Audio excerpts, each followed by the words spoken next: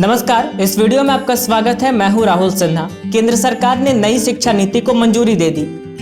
आपको बता दें कि स्वतंत्रता के बाद पहली बार 1968 में पहली शिक्षा नीति की घोषणा की गई। वहीं देश की दूसरी राष्ट्रीय शिक्षा नीति मई 1986 में मंजूर की गई थी। अब यानी 2020 में करीब 34 साल बाद आई शिक्षा नीति में स्कूली शिक्षा से लेकर उच्च शिक्षा तक कई बड़े बदलाव किए गए हैं। जैसे पढ़ाई बीच में छूटने पर पहले की पढ़ाई बेकार नहीं होगी, 1 साल की पढ़ाई पूरी होने पर सर्टिफिकेट और 2 साल की पढ़ाई पर डिप्लोमा सर्टिफिकेट दिया जाएगा। सरकार शिक्षा पर अब जीडीपी का 6% खर्च करेगी, जो पहले 4.43% था। इसके साथ ही मानव संसाधन विकास मंत्रालय का नाम बदलकर अब शिक्षा मंत्रालय कर दिया गया है। तो चलिए आपको बताते हैं कि इस नई नीति से कैसे बदल जाएगा स्कूल कॉलेजों का एजुकेशन सिस्टम। सबसे पहले स्कूलों में 10+2 वाले फॉर्मेट के जगह अब 5+3+3+4 का फॉर्मेट होगा। यानी कि अब स्कूल के पहले 5 साल में प्री प्राइमरी स्कूल के 3 साल और कक्षा 1 और कक्षा 2 सहित फाउंडेशन स्टेज शामिल होंगे। इन 5 सालों की पढ़ाई के लिए एक नया पाठ्यक्रम तैयार होगा। इसके अगले 3 साल का स्टेज कक्षा तीसरी से 5वीं तक का होगा। इसके बाद 3 साल का मिडिल स्टेज आएगा, यानी कक्षा 6वीं से 8वीं तक का स्टेज। अब कक्षा 6वीं से बच्चों को प्रोफेशनल और स्किल की शिक्षा दी जाएगी। स्थानीय स्तर पर इंटर्नशिप भी कराई जाएगी। अब आती है बारी चौथे स्टेज की, यानी कक्षा 9वीं से 12वीं तक। यह 4 साल का होगा। इसमें छात्रों को अपने पसंद के विषय चुनने की आज़ादी रहेगी। आपको पता है कि पहले कक्षा 1 से 10वीं तक सामान्य पढ़ाई होती थी। कक्षा 11वीं से हम विषय चुन सकते थे।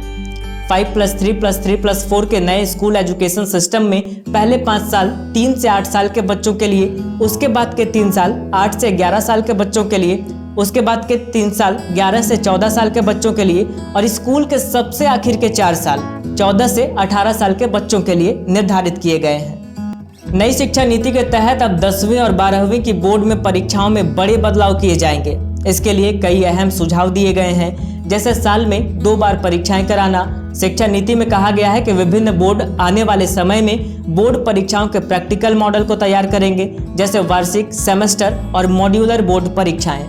नई शिक्षा नीति में 5वीं तक और यदि संभव हो तो 8वीं तक मातृभाषा में ही शिक्षा उपलब्ध कराई जाएगी। बच्चों के रिपोर्ट कार्ड में बदलाव होगा। उनका 3 स्तर पर आकलन किया जाएगा। एक स्वयं छात्र करेगा, दूसरा सहपाठी और तीसरा उसका शिक्षक।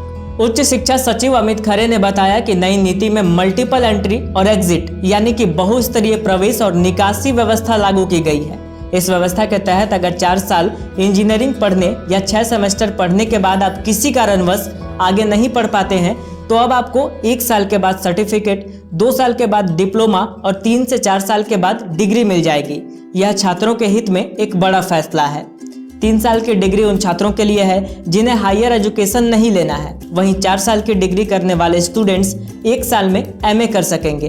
5 साल का संयुक्त ग्रेजुएट मास्टर कोर्स लाया जाएगा। एमफिल को खत्म किया जाएगा और पोस्ट ग्रेजुएट कोर्स में 1 साल के बाद पढ़ाई छोड़ने का विकल्प होगा। देश की नई शिक्षा नीति लागू होने के बाद अब छात्रों को एमफिल नहीं करना होगा। एमफिल का कोर्स नई शिक्षा नीति में निरस्त कर दिया गया है। छात्र 4 साल में ग्रेजुएशन डिग्री प्रोग्राम, फिर एमए और उसके बाद बिना एमफिल के सीधे पीएचडी कर सकते हैं। इधर उच्च शिक्षा सचिव अमित खरे ने बताया कि उच्च शिक्षा में यूजीसी, एआईसीटीई, एनसीटीई की जगह एक नियामक होगा। कॉलेजों को ग्रेडेड ऑटोनॉमी देकर 15 साल में विश्वविद्यालयों से संबद्धता की प्रक्रिया को पूरी तरह से खत्म कर दिया जाएगा। नई नीति में तकनीक के इस्तेमाल पर विशेष ध्यान दिया गया है। इसके अलावा फीस पर नियंत्रण का भी एक तंत्र तैयार किया जाएगा। सभी तरह के वैज्ञानिक एवं सामाजिक अनुसंधानों को नेशनल रिसर्च फाउंडेशन बनाकर नियंत्रित किया जाएगा। उच्च शिक्षण संस्थानों को बहुविषयक संस्थानों में बदला जाएगा। 2030 तक हर जिले में या उसके आसपास एक उच्च शिक्षण संस्थान होगा। स्कूली शिक्षा, उच्च शिक्षा के साथ कृषि शिक्षा, कानूनी शिक्षा, चिकित्सा शिक्षा और तकनीकी शिक्षा जैसे व्यावसायिक शिक्षा भी नई शिक्षा नीति के दायरे में होंगे। कला, संगीत, शिल्प, खेल, योग, सामुदायिक सेवा जैसे सभी विषयों को भी पाठ्यक्रम में शामिल किया जाएगा। इन्हें सहायक पाठ्यक्रम नहीं कहा जाएगा। नए सुधारों में टेक्नोलॉजी और ऑनलाइन एजुकेशन पर भी जोर दिया गया है। हर जिले में कला, करियर और खेल संबंधी गतिविधियों में भाग लेने के लिए एक विशेष बोर्डिंग स्कूल के रूप में बाल भवन स्थापित किया जाएगा।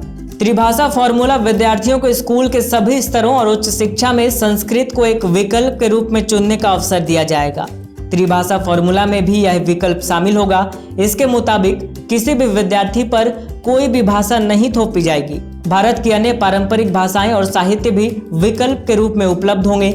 नई शिक्षा नीति में विदेशी विश्वविद्यालयों को भारत में कैंपस खोलने की अनुमति मिलेगी। एक्सपर्ट्स का कहना है कि इससे भारत के स्टूडेंट्स विश्व के बेस्ट इंस्टीट्यूट ऑफ यूनिवर्सिटी में एडमिशन ले सकेंगे। उन्हें विदेश नहीं जाना पड़ेगा। इसके अलावा SC, ST, OBC और SC, DGS स्टूडेंट्स के लिए नेशनल स्कॉलरशिप पोर्टल को बढ़ाया जाएगा। NEP 2020 के तहत स्कूल से दूर रह रहे लगभग 2 करोड़ बच्चों को मुख्य धारा में वापस लाया जाएगा। तो ये सारी चीज़ें हैं नई शिक्षा नीति में। इसके अलावा और भी कई बिंदु हैं, लेकिन हमने जो जरूरी चीज़ें थी वो आपको बताया। तो फिर मुलाकात होगी किसी अन्य विषय के साथ। तब तक दीजिए इजाज़त। नमस्कार।